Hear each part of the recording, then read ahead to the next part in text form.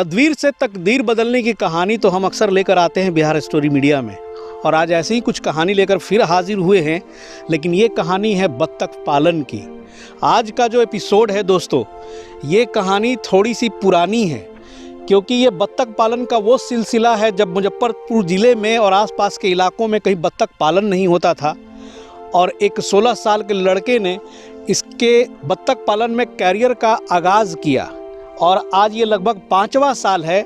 आप लोगों की शिकायत रहती है कि वैसे भी फॉर्म को दिखाइए जो 4-5 साल पुराने हो, क्योंकि बिहार में अक्सर बत्तख पालन करने वाले लोग फेलियर भी हो जाते हैं और अक्सर उनकी फार्म बंद हो जाती है।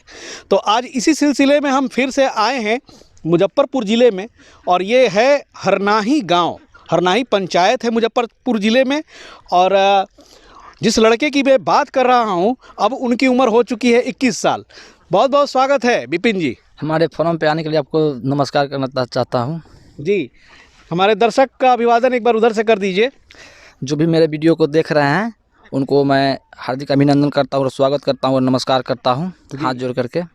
और पर्सनली मैं आपको नमस्कार करता हूं, क्योंकि आपने जो इतिहास रची है बत्तख पालन के क्षेत्र में मुजफ्फरपुर ज़िला में, मेरे ख्याल से सबसे पुराने पालक हैं आप। जी हाँ, जिस समय मुजफ्फरपुर ज़िले में कोई नहीं थे वहाँ उस समय से हम फार्म कर रहे हैं बत्तख का। विपिन जी, कैसे, ये थोड़ी सी स्टोरी हमारे दर्शक बड़ा इंटरेस्टेड होंगे जानने के लिए, कैसे हुआ ये बत्तख पालन की शुरुआत, करते क्या थे आप लोग? ऐसे तो पढ़ाई लिखाई के बाद में जो होता है ना कि पढ़ाई लिखाई करने के बाद में तक एक कहीं ना कहीं अपना काम रोज़गार ढूंढना पड़ता है जी। तो यही हम लोग देखे और सोचे समझे तो किए। डर नहीं लगा कि मतलब ऐसा कोई नहीं कर रहा है और हम कर रहे हैं? आप तो, आपकी उम्र भी कम थी। नहीं, घर से सपोर्ट था, इसीलिए मतलब जो होता है ना कि कहीं कहीं डरने का, होगा देखा। हाँ, घर से सपोर्ट था कि जो होगा से करिए, मतलब कि घर से मतलब मुझे पूरा तरह से सपोर्ट था। जी। आधी शक्ति तो इसीलिए ख़त्म हो जाती है कि घर का सपोर्ट नहीं रहता है। क्या है कि पापा मरी हैं, बाबूजी पीटी हैं, तो यही जो चीज़ है ना, गार्जियन को भी अब नए अगर कुछ फील्ड में अगर उनके बच्चे उतरना चाहते हैं तो उनको सपोर्ट करें। और देखिए सपोर्ट करने का नतीजा आपके सामने है। आज कुल कितने बत्तख हैं आपके पास? अभी तो मोटा मोटी 2200 है। 2200? जी हाँ, अभी 2200 है। शुरुआत कितने से करी थी? शुरुआत तो 1000 से किए हुए थे, लेकिन अभी 2200 रखे हुए हैं, ताकि उस सबको जो अंडा देते थे रिटायर हो गए तो हटा करके फिर नया बर्ड डाले, उसके बाद में इससे अंडा ले रहे हैं और हैचिंग करा रहे हैं। अच्छा, बत्तख पालन का क्षेत्र आपके लिए तो बहुत नया था। 1000 आपने मंगवाए होंगे चूजे कहीं से? जी। पालन शुरू किया होगा, क्या परेशानी आई थी उस वक्त, वो थोड़ा सा बयां करेंगे? जी बिल्कुल करेंगे। जिस समय बच्चा लिए थे उस समय तो थोड़ा मोड़ा हेल्प, मतलब जो बच्चा दिए तो किए थे, जान गए, थोड़ा मोड़ा किए, ज़्यादातर नहीं किए थे लेकिन किए थे। उसके बाद में मैं दाना लाया था और इनको खिलाते थे पिलाते थे और मेहनत करते थे, मतलब कि अपने जान से भी ज़्यादा। उसके बाद में मेरा बत्तख तो लगभग 100 पीस तो मर गया। नया थे उस समय तो कोई किया नहीं था कि किसी से हम जानकारी ले सकते हैं, पूछ सकते हैं। अब तो मर गया 100 बत्तख, लेकिन 9 से बचा था, जान गए। तो 9 से मैं शुरुआत किया, तो उसके बाद में अच्छा हुआ मेरे लिए। तो कोई तो मार्गदर्शक रहे होंगे, कोई तो गुरु रहा होगा, क्योंकि यूट्यूब पर उस समय उतनी वीडियोस भी नहीं होती थी। तो कैसे मतलब करते करते सीखा?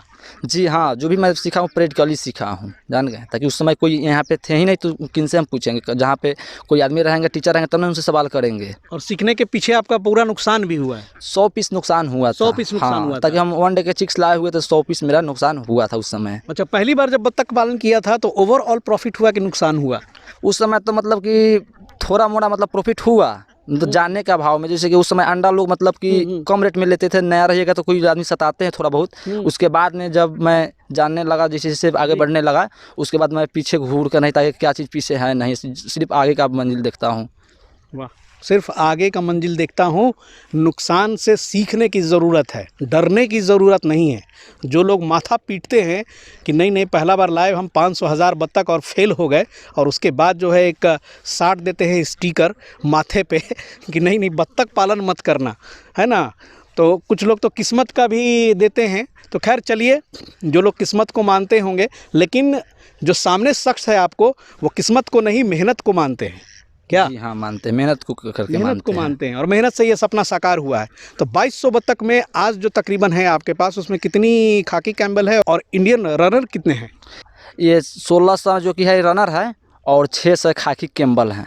अच्छा, तो अभी कितने दिन के ये बत्तख बड़े दिख रहे थे यहाँ पर, और बहुत दूर में फैले हुए हैं, या सारे बत्तख चराई पे गए हुए हैं? अभी जो कि है कि अभी फीडिंग कॉस्ट बच रहा है, ताकि अभी जो फसल कट चुका है तो इसीलिए मैं सोचा कि चरा करके कुछ कॉस्ट कम कर सकता हूँ, तो इसीलिए थोड़ा दाना खिलाता हूँ और अभी जो है कि चरा करके अंडा ले रहे हैं। और ये बिल्कुल चवर है, और ये बता दूं कि देखिए कितना खूबसूरत चवर है मुजफ्फरपुर ज़िले में। और ये तो आमतौर पे बाढ़ के दिनों में ये डूब जाता है ना? जी हाँ, थोड़ा सा मतलब जैसे क्या है ना कि यहाँ पे दाहर नहीं आता है, ताकि यहाँ पे अच्छा। नदी उदी नहीं है, सिर्फ अच्छा, मतलब जो है केवल कि पानी भर बारिश जाती के है। और थोड़ा सा नहर जो है ना, उसी नहरी से पानी गिर कर पानी भर जाता है। मार्च में ये पानी जो है कि सूख जाएगा, उस समय फिर अपना किसान अपना फसल बोने का शुरुआत अच्छा, कर मार्च देगा। में ये सूखता जी है। हाँ, और अभी मार्च चल रही है जनवरी, जी। है ना? और ये लगभग लगता है कि 5-6 वर्ग किलोमीटर में है। तो बत्तख तो आपके बड़ी दूर दूर चले जाते होंगे। अभी तो सुबह खोलते हैं तो अपने चढ़ते चढ़ते चले जाते हैं, और जब शाम होगा लगभग 5 बजेगा तो उधर से लौटना सब शुरू हो जाते हैं। क्योंकि यहाँ आने के लिए हमें तकरीबन 1.25 किलोमीटर का रास्ता तय करना पड़ा है छवर से ही। और देख रहा हूँ कि आपका बत्तख उस छोर पे भी थे और चारों तरफ जो है फैले हुए हैं, छितराए हुए हैं। तो कब ये वापस आ जाते हैं? वापस आने के लिए आदमी छोड़ना पड़ता है या फिर खुद ही बैक हो जाते हैं? नहीं, आदमी नहीं, अपने जब टाइम होगा ना, सिर्फ इनको देखने के लिए आदमी चाहिए। कोई आदमी धर ना लेवे, कुत्ता बिलाई ये सबसे डर है। और नहीं तो मतलब कहीं पे कुछ नहीं होता है, सब अपने शाम को 5 बजते बजते अपना फार्म पे रिटर्न चले आते हैं। चोरी चमारी नहीं होती यहाँ?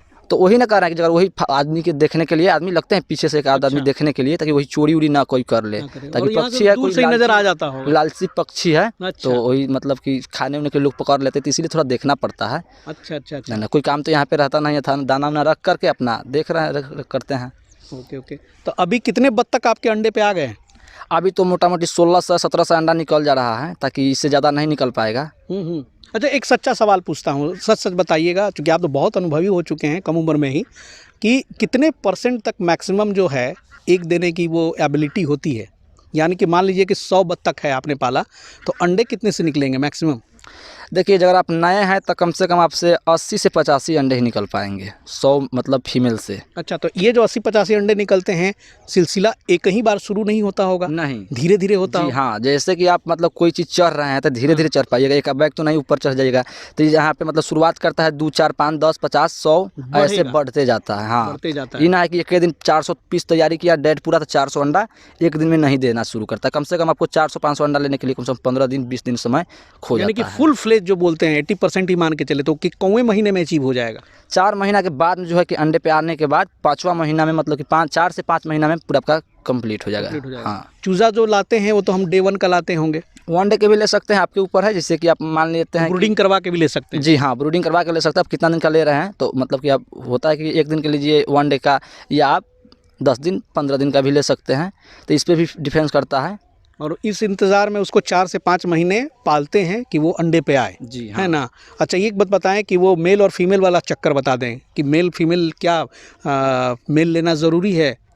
देखिए, अब बात है कि यहाँ खाने में इसका अंडा कम सेलिंग होता है, ताकि ठंडा में खाने में सेलिंग ज़्यादा होता है, और गर्मी में हैचिंग में जाता है, और कोई भी कंपनी में जाता है, ये सब शैम्पूल वैम्पूल बनने के लिए भी जाता है। तो बात है कि वहाँ पे अंडा के लिए आप कह रहे हैं, तो अंडा तो अभी मान लीजिए कि कम से कम गर्मी का समय अब आ रहा है। क्योंकि इसके लिए तो मेल होना ज़रूरी नहीं है अंडे के लिए। नहीं, मेल होना ज़रूरी है, ताकि जबकि हमको अंडा अच्छा रेट में बेचना है तो मेल तो होना ज़रूरी है, ताकि आपके अच्छा। मेल रहेगा तो पाल जो खाते हैं लोग, तो पाल खाएंगे तो अच्छा मतलब बच्चा निकलेंगे। अच्छा। तो आपका अंडा का अच्छा मतलब रेट मिलेगा। क्योंकि उस प्रक्रिया से जो अंडे होते हैं वो काफ़ी अच्छे होते हैं। जी हाँ, अंडा का कोई कीमत नहीं है, इसका हैच का कीमत है। आपका अंडा में अच्छा हैच क्वालिटी निकलेगा, अच्छी होनी चाहिए। क्वालिटी अच्छा होनी, तो हैच निकलेगा तो कोई भी हैचरी वाले आपसे ले जाएंगे, तो कोई भी फार्मर कीन के ले जाएंगे, अपना हैच में डालेंगे। तो ये जो अंडा है सारे आप लोग हैच में ही डाल देते हैं कि कुछ सेलिंग के लिए भी जाते हैं, खाने वाने के लिए? हम लोग तो जनवरी से अंडा जो है कि हैच में डालने शुरू कर देते हैं, और नवंबर में हम लोग बंद कर देते हैं। तो ये 1-1.5 महीना बेचते हैं, उसके बाद फिर हम लोग हैचिंग कराने लगते हैं। अच्छा अच्छा जी। बत्तखों की संख्या बढ़ाते हैं, चूज़ों की बढ़ाते, संख्या, हाँ। चूज़ों की फिर कारोबार होती है। जी हाँ। अच्छा अच्छा। और अंडों की जो मार्केटिंग है, एक की मार्केटिंग जो खास करके खाए जाते हैं, उसका क्या हिसाब किताब है इस इलाके में? देखिए, खाने के लिए जिसका अंडा मतलब बहुत लोग बोलते हैं कि महकता है, तो ये होता है नहीं खाया जाता है, उतनी लेकिन डिमांड हम नहीं है। डिमांड नहीं, लेकिन हमारा भी मतलब कि 1 पेटी 2 पेटी पर डे दिन सेल यहाँ से फार्म से हो जाता है। लोग जो कि अगल बगल के लोग जानते हैं, खाने वो के ले लिए। जाते हैं खाने के लिए, जान गए। अब जहाँ पे जो चीज़ नहीं रहेगा वहाँ से कहाँ लोग खाएंगे, नहीं खाएंगे। जहाँ पे जो चीज़ मिलेगा वही ना खाएंगे, जी जी जान जी। गए। तो बहुत लोग कहते हैं कि नहीं बिकता है, ये सब झूठ बात है, सब बिकता है। आपके सारे अंडे निकल जाते हैं? जी हाँ। अच्छा, तो आप कहाँ पर बेचते हैं? हम तो नेपाल पिटाते हैं, बंगाल पे पिटाते हैं, और इस समय में तो अब तो हैचरी चालू कर रखे हैं, तब हैचरी में लगा रहे हैं अंडा। जी तो जी। इस हैचरी में लगेगा। आप लोगों ने अपनी हैचरी यूनिट भी रखी है? हाँ, भाड़ा पे हैच करवाते हैच हैं। जी करवाते हाँ, हैं। भाड़ा पे हैच तो करवाते मान लीजिए कि हमारे जो वीडियो देख रहे हैं और बहुत सारे ऐसे बत्तख पालक हैं जिनकी शिकायत रहती है कि मेरा अंडा नहीं बिक रहा है, मेरा अंडा नहीं बिक रहा है, कहीं रोना है, तो अगर उन लोग आपको देना चाहे तो क्या कंडीशन होती है लेने की? ले लेंगे 8 रुपये का रेट में ले लेंगे। 8 रुपये के रेट? हाँ ले लेंगे 8 रुपये 9 रुपये, जैसे मतलब अभी 8 तो रुपये अंडों की क्वालिटी कैसे पता चलेगी कि कैसा वो अंडा दे रहा है? उनको आधा पैसा देंगे अभी अंडा लेने का समय में, और कहेंगे कि आप 10 दिन 15 दिन रुक जाइए, आपका हैच का गारंटी लग जाएगा, तो हम आपको फिर पूरा पैसा देंगे। उसके बाद आपको पैसा फंसाएंगे नहीं, पूरा पैसा देते रहेंगे, आपका अंडा लेते अगर रहेंगे। अच्छा निकला तो उसको आप रेगुलर पेमेंट देते रहे ले रहे हैं ना, तो हम हमारा कुछ कमाई होगा तब ना हम भी कुछ सेलिंग करेंगे, तो हम पैसा आपको देंगे, है कि ना? बिल्कुल बिल्कुल। ताकि ऐसा नहीं है, ताकि पुराना बहुत फार्मर है हम, लेकिन मतलब किसी को पैसा अभी तक फंसाया नहीं हूँ। क्योंकि विपिन जी सबसे बड़ी बात है ना कि देखिए आज यही कारण है, कुछ लोग जो लोग अपनी गलतियों के कारण भी फेल होते हैं तो वो बड़ी ज़ोर से दुष्प्रचार करते हैं, तो अगला भी डर जाता है।